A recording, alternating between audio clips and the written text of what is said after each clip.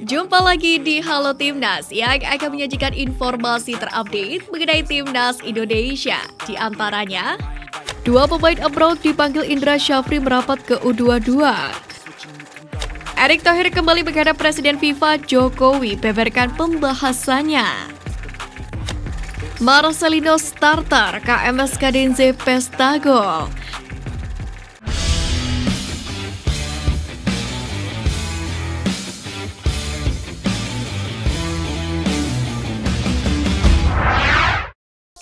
Seakan gagal move on, pemain bintang Burundi Saido Berahino membagikan detik-detik ketika dirinya menjebol gawang Timnas Indonesia yang dijaga oleh Syahrul Trisna. Itu terjadi ketika pertandingan kedua Timnas Indonesia versus Burundi pada minggu kemarin. Saido Berahino pun menuliskan narasi menggelitik sebagai keterangan postingannya di Instagram yang memajang video gol dari sundulan. Tidak menciptakan banyak sundulan, tapi ketika aku melakukannya seperti kiper, selalu membuat banyak kesalahan. Tulis narasi di stories Instagram Berahino. Marcelino starter KMS Kadenze Pesta Gol.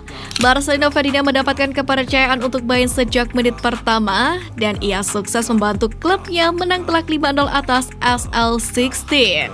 Pemuda Indonesia berusia 18 tahun itu pun menjalankan peran sebagai gelandang serang dalam skema 4-3-3 dan cukup berkontribusi hingga DNC mampu unggul 2-0 sebelum turun minum. Partai ini sendiri menjadi kali kedua bagi Marcel tampil secara kompetitif bagi timnya dan diharapkan ia akan mendapatkan porsi bermain yang lebih banyak lagi di laga DNC berikutnya.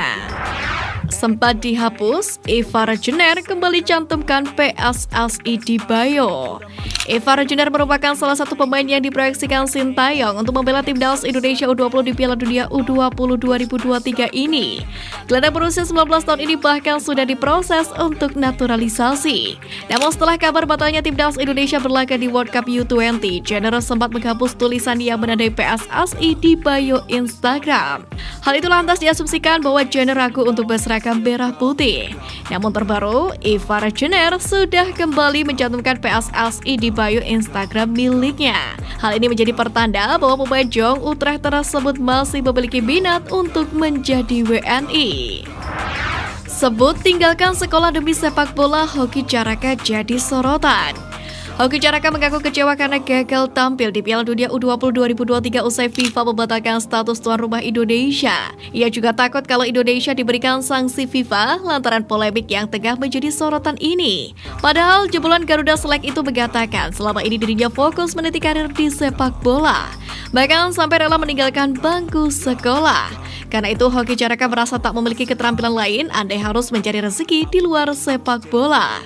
Pernyataan Hoki pun langsung mencuri perhatian netizen. Bahkan tak sedikit netizen yang merujaknya. Sebab menurut beberapa netizen banyak pesepak bola yang juga sukses berkarir tanpa meninggalkan pendidikan seperti Boaz Salosa yang resmi meraih gelar Manchester United pada 2022 lalu. Erick Thohir kembali menghadap Presiden FIFA Jokowi, beberkan pembahasannya. Ketua Umum PSSI Erick Thohir dalam waktu dekat akan kembali menemui Presiden FIFA Gianni Infantino.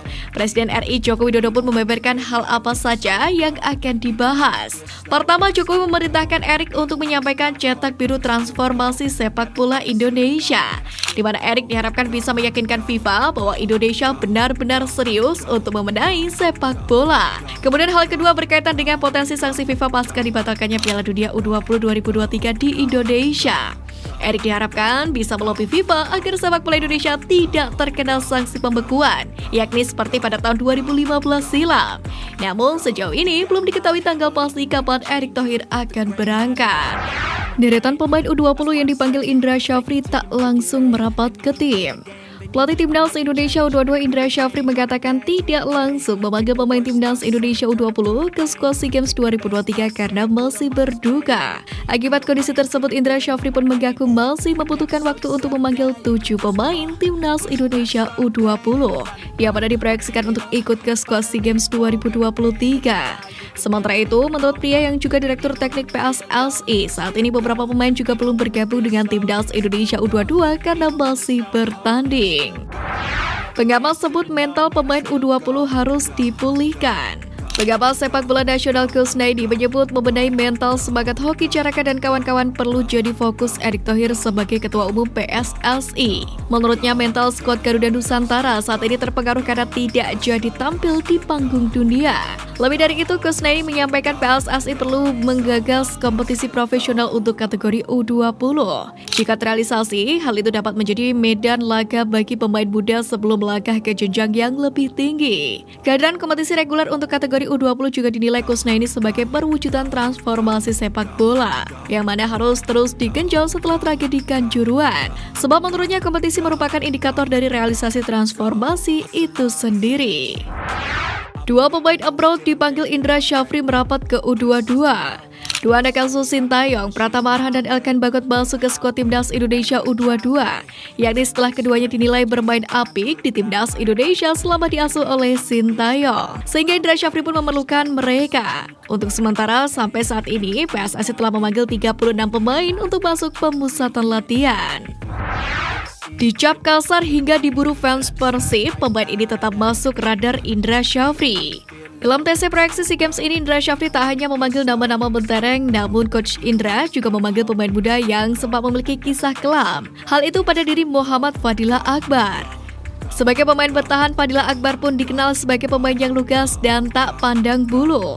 Namun kelugasannya dalam bertahan itu membuat permainannya dicap kasar. Salah satunya ia tampilkan saat Rans melawan Persib Bandung di pekan ke-25 Liga 1 musim ini, di mana dalam video yang beredar terlihat Fadilah Akbar bermain kasar dengan menerjang kaki kanan Rahmat Irianto, mendorong serta menekel Ricky Kambuaya, dan menerjang Ciro Alves. Permainan kasar ini pun terus berlanjut sepanjang laga dengan tackle-nya kepada Mark Locke yang hanya berujung kartu kuning. Padahal Fadilah Akbar hanya bermain selama 45 menit saja di laga itu. Witan Sulaiman disebut melempem, rekan Timnas Indonesia pasang badan.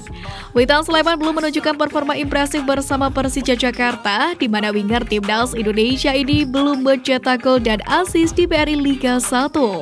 Padahal ia baru saja mencetak gol ketika membela Timnas Indonesia di ajang FIFA Matchday pada Maret 2023 melawan Burundi. Namun salah satu rekannya Syahrian Abimanyu pun langsung pasang badan. Abi, sapaan akrabnya itu, mengatakan bahwa Witan Sulaiman butuh waktu adaptasi lantaran atmosfer sepak bola Eropa dan Indonesia berbeda.